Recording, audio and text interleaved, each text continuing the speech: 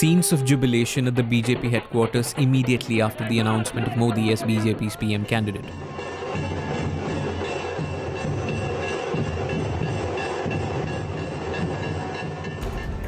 Advani's dissent didn't seem to matter to the top brass. They were ready for a new chapter under its new leader.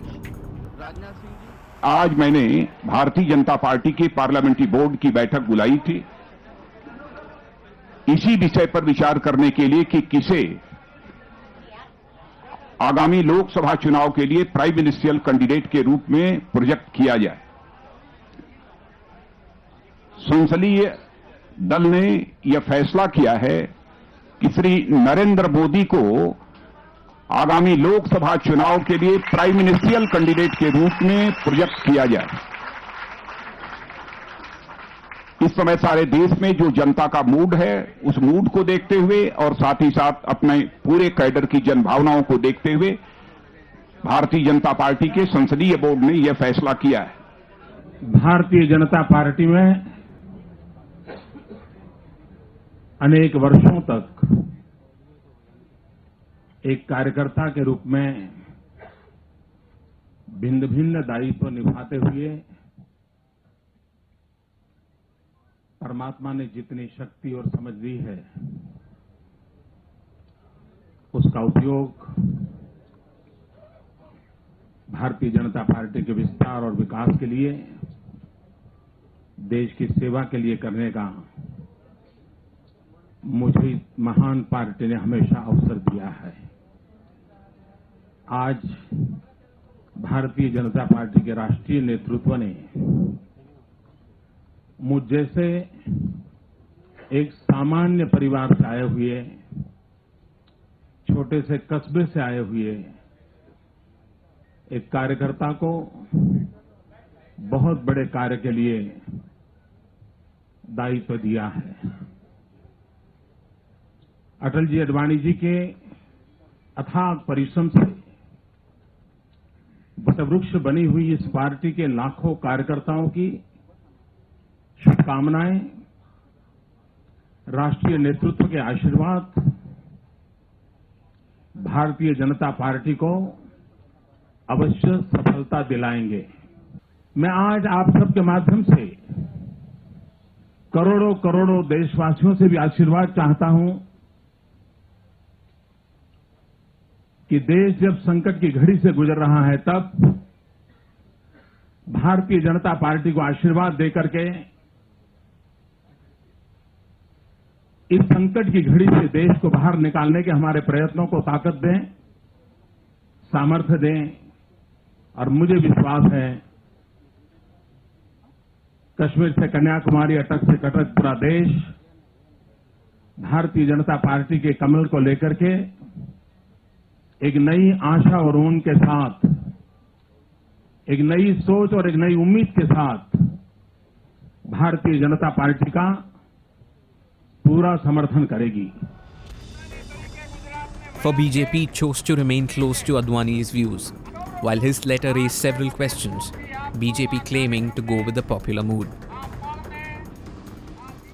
Well, I would certainly have been happier if Mr. Advani had been present in the meeting today.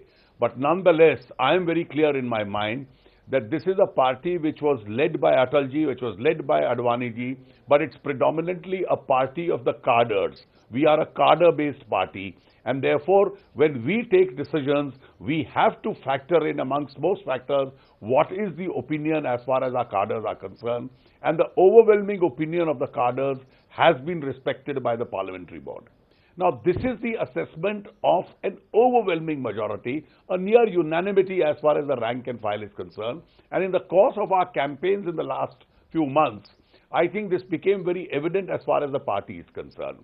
Now, the presence of two opinions amongst the central leadership does not mean a division in the party. It's only in dynastic parties that one person decides.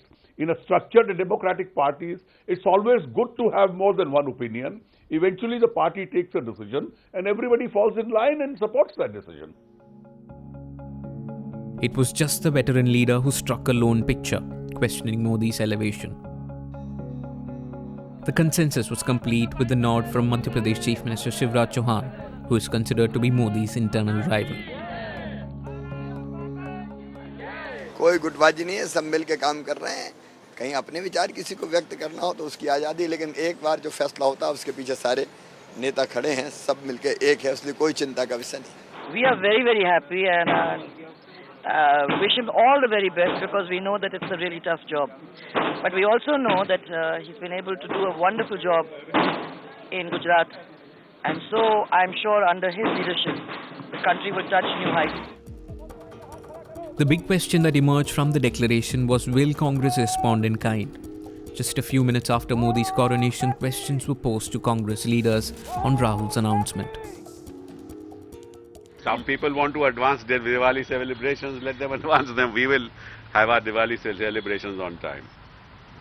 So, क्या लगता है कि ये मोदी चुनौती होंगे कांग्रेस के लिए? अरे फिर वही बात, अब कौन चुनौती नहीं होगा, कौन होगा, उसके बारे में हम कुछ नहीं कहेंगे। देखिए ऐसा है कि ये पार्टी का मामला है और जो पार्टी ने जो तय किया है वो पार्टी की अपनी राय है और पार्टी की स्वायत्तता है और जो पार्टी तय करेगी उनको मुबारकबाद, हमें क्या लेना देना है इसमें, और इस पे हम टिप्पणी नहीं करेंगे। भगवान जाने और भाजपा जाने और आरएसएस जाने, क्योंकि इन तीनों में ही फैसला हो सकती है।